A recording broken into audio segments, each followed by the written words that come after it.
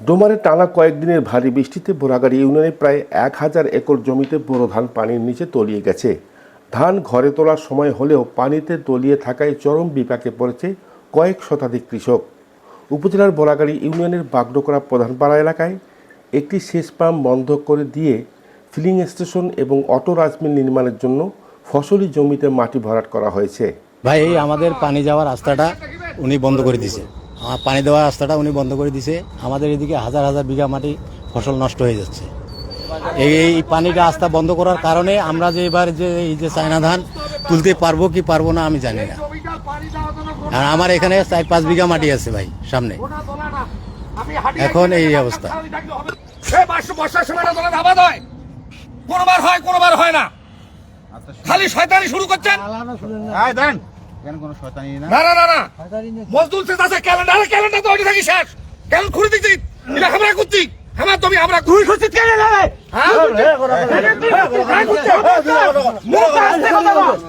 অভিযোগ রয়েছে এলাকার বুলু ইসলাম বুলি ফিলিং স্টেশন এবং বুলি অটো রাইস মিল নির্মাণের উদ্দেশ্যে মাটি ভরাট করে আগের শেষ ক্যানেল বন্ধ করে দেয়। ক্ষতিগ্রস্ত কৃষকরা জানান ধান কাটার উপযুক্ত সময় হলেও পানির কারণে নামতে পারছে না তারা। এলাকাবাসী আরও অভিযোগ করেন বুলু প্রভাব খাটিয়ে ক্যানেল বন্ধ করায় পুরো এলাকায় কৃষি ব্যবস্থা হুমকির মুখে পড়েছে। গতকাল সারা রাত ধরে বৃষ্টির কারণে আমার যে ফসলি জমি আছে সেই জমি প্রায় ডুবে যাওয়ার উপক্রম, সে ধান ডুবে যাওয়ার উপক্রম। আপনারা এইটারে নিউজ করতে আসছেন। এখানে একটা নতুন করে রাস্তা একটা ফ্যাক্টরি দেওয়ার উদ্দেশ্যে নতুন করে রাস্তা করেছে। সেই রাস্তাটার কারণে এবং কি যে রাস্তাটা করেছে সেই রাস্তার কারণে ফসলের জমিগুলো ডুবে গেছে।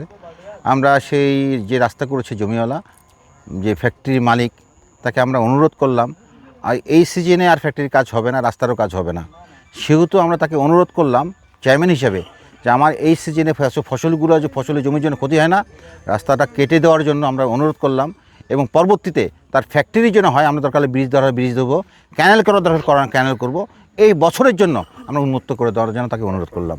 এবং আপনাদের মাধ্যমে আমি আরও অনুরোধ করছি আমার ফসলি জমিগুলো যেন ক্ষতি হয় না। ধন্যবাদ। আপনি যদি 3 হাত হয় তা মুগিটা ভাঙে দিই তখন আর আগে ভাই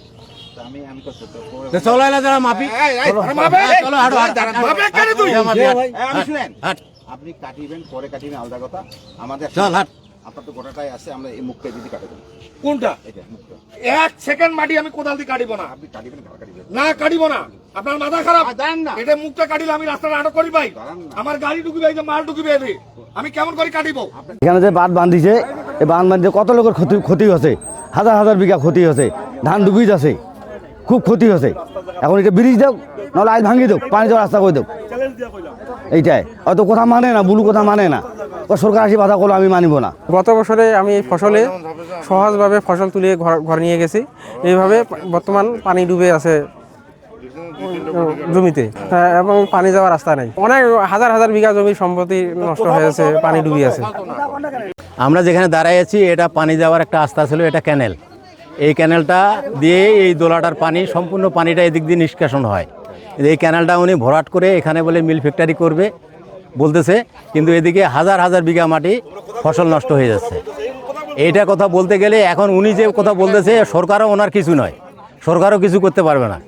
এ বিষয়ে অভিযুক্ত বুলু ইসলাম দাপট দেখিয়ে বলে, আমি কোনোভাবেই আমার জমি দিয়ে পানি বের হতে দিব না।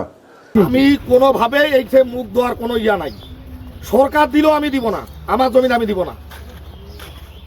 আমার নামে কয় হাজার মামলা হবে দেখা যাবে।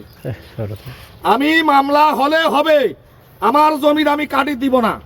যদি গভর্নমেন্ট কয় পানি ইউনিয়ন বোর্ডের লোকজন আসুক পানি যাবে না, তারপরে দেখিব। বিষয়টি সমাধানে প্রশাসনের হস্তক্ষেপ কামনা করেন এলাকাবাসী। আনিসুর রহমান মানিক, সালকি নিউজ।